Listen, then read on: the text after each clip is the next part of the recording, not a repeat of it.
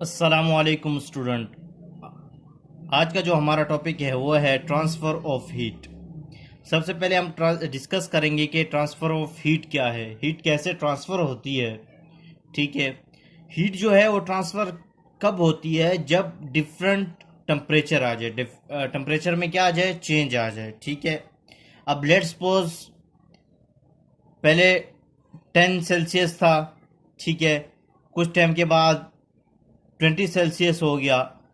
तो जो ये डिफरेंट टेम्परेचर हैं, इसकी वजह से क्या होगी, हीट जो होगी वो क्या होगी, ट्रांसफ़र होगी। ठीक होगी। अब ये थर्मल कंटेंट की वजह से भी होती है, उसके अलावा और जो हीट है वो क्या होती है, हॉट बॉडी से क्या होती है, ट्रांसफ़र होती है किस में, कोल्ड बॉडी में। अभी लेट्स सपोज के एक स्पून है हमारे पास, चमची, और उसको हम गर्म करते हैं उसके एंड से। ठीक है, ये हमारे पास एक चमची है। ठीक है, उसको हम गर्म करते हैं उसके एंड से, यहाँ से। ठीक है, आप फील करते हैं, अगर आपने चूल्हे पर रखा हो उस चमची को तो आप फील करेंगे कि वो जो हीट है वो इस एंड तक भी आपको थोड़ी सी महसूस हो रही है।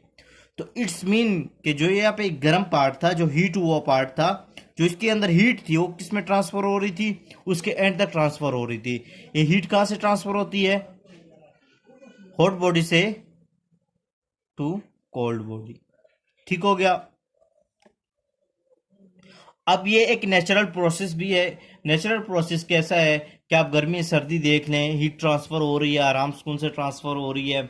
और आप और भी ऐसे भी रूम टेम्परेचर के भी देख लें कि ये चेंज होता रहता है। ठीक है, उसके अलावा अगर मौसम ख़राब हो, जो अगर ठंडा हो, बारिशें आएँ, तो इसकी वजह से भी ये जो हीट है वो ट्रांसफ़र होती रहती है, नेचुरल फिनोमेना भी है। अब हीट की ट्रांसफ़र ऑफ हीट की तीन टाइप्स हैं। एक हमारे पास कंडक्शन है, एक कन्वेक्शन है, और एक रेडिएशन है। ठीक है, कंडक्शन का जो मैंने आपको कहा था वो बिल्कुल, जो ऊपर मैंने स्पून की एग्जांपल दी थी, वो इसके साथ रिलेटेड है। ठीक है, आप इस स्पून की एग्जांपल को अपने माइंड में रखना। ठीक है, अब कंडक्शन जो है मेटल में ज़्यादा होती है बनिस्बत नॉन मेटल में। और मेटल में क्यों होती है, मेटल में फ्री इलेक्ट्रॉन होती हैं। ठीक है, ये हमारे पास एक सेल है। ठीक है, इसमें 2 इलेक्ट्रॉन है और इसमें हमारे पास 7 इलेक्ट्रॉन है। तो इसमें एक इलेक्ट्रॉन की कमी है, लेट्स सपोज की बात कर रहा हूँ। ठीक है, एक इलेक्ट्रॉन की कमी है, तो एक इलेक्ट्रॉन के मतलब ये फ्री इलेक्ट्रॉन है। ठीक है, ये एक इलेक्ट्रॉन गेन करेगा। अभी किसी चीज़ को एक गिलास पानी की तलब हो, बहुत शिद्दत से प्यास हो, तो वो जल्दी जल्दी पानी पिएगा कि नहीं पिएगा, बिल्कुल पानी पिएगा। इसी तरह मेटल के अंदर फ्री इलेक्ट्रॉन होती हैं, जिसकी वजह से कंडक्शन बहुत रैपिडली होती है और तेज़ होती है और अच्छी होती है। ठीक है, अब इसका प्रोसेस क्या है, कंडक्शन का प्रोसेस क्या है। सबसे पहले हीट दी जाती है उस मेटल को।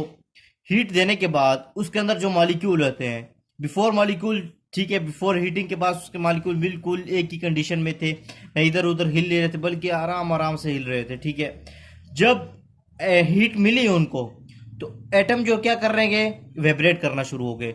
एटम वाइब्रेट क्यों करेंगे, क्योंकि उनके अंदर क्या हो जाएगी, काइनेटिक एनर्जी वो हासिल कर लेंगे। ड्यू टू मोशन क्या होता है, हम लोग क्या कहते हैं, मैंने पिछली वीडियोस में आपको समझाया था, काइनेटिक एनर्जी क्या होती है। जो मोशन की वजह से एनर्जी आती है, हम उसे क्या कहते हैं, काइनेटिक एनर्जी कहते हैं। जो एटम्स होंगे इसके अंदर, वो क्या होंगे, वाइब्रेट करेंगे। किसकी वजह से, जो हीट दी होगी हम लोगों ने, उसकी वजह से क्या होंगे, वो वाइब्रेट करेंगे, उसकी वजह से काइनेटिक एनर्जी होगी। अब उसे एनर्जी यहाँ पे मिली, लेट्स सपोज, ठीक है, इतनी इतनी एटम ने एनर्जी गेन कर ली। जब ये वाइब्रेट करेंगे, इतना ऊपर चले जाएंगे, थोड़ा सा और वाइब्रेट करेंगे यहाँ तक, ये थोड़ा सी और एनर्जी जो एनर्जी होगी ट्रांसफर होती रहेगी। इसी तरह थोड़ा सा और ऊपर वाइब्रेट हो करेंगे, तो इस तरह पूरे में एनर्जी होगी।